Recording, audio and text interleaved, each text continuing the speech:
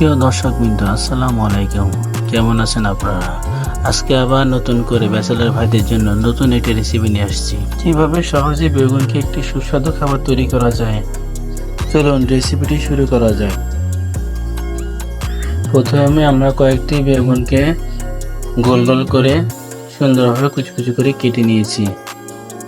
এখানে 5 থেকে 6টি পেঁয়াজ কুচি করে কেটে নিয়েছি এবং 7 থেকে 8টা কাঁচামরিচ কেটে নিয়েছি। এবার কড়াইতে আমরা কিছু পরিমাণ তেল দিয়ে পেঁয়াজগুলোকে ছেড়ে দেব।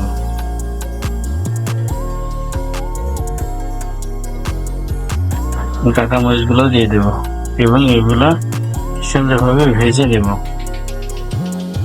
যখন পেঁয়াজের রংটা বাদামি কালার হয়ে আসবে তখন এটা আমরা নেমে নেব।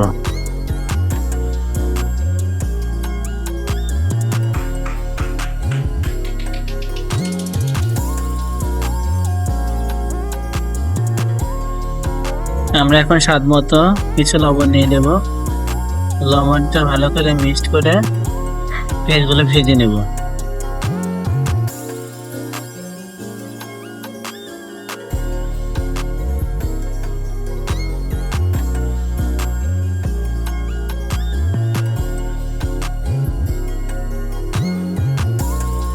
দেখতে পাচ্ছেন পেঁয়াজের রংগুলো হালকা হালকা বাদামি কালার হয়ে আসছে।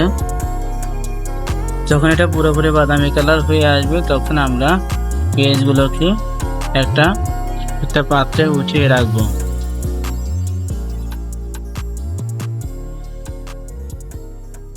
দেখেন পেঁয়াজের রংটা পুরোপুরি বাদামি কালার হয়ে গেছে, অনেক সুন্দর দেখাচ্ছে।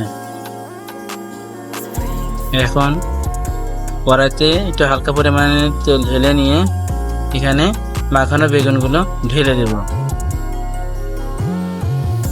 বেগুনগুলো আস্তে আস্তে ভেজে নেব। চুলার আঁচটা মিডিয়ামে রেখে বেগুনগুলোকে ভাজতে থাকবো।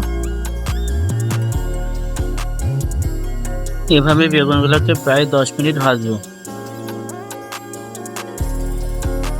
দেখতে পাচ্ছেন আমাদের বেগুনগুলো অনেক সুন্দর ভাজা হয়েছে।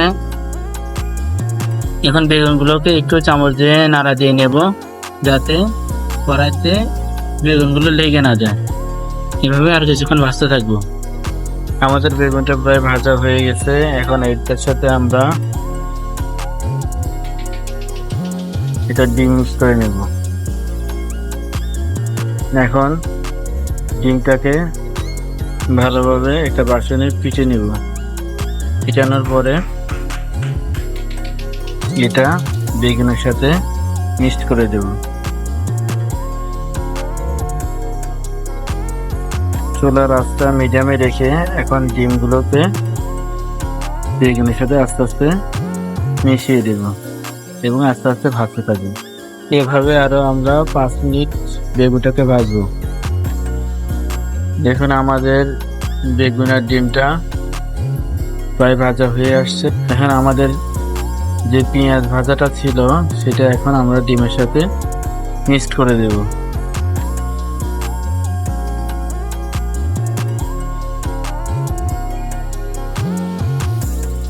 এখন একটা চামচ দিয়ে পেঁয়াজের বেগুনটাকে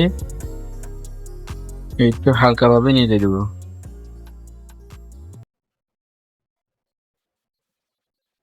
হয়ে গেল আমাদের মজাদার বেগুন ভাজা। আরো যদি সুন্দর সুন্দর রেসিপি দেখতে চান তাহলে চ্যানেলটিকে সাবস্ক্রাইব করে বেল আইকনে ক্লিক করুন।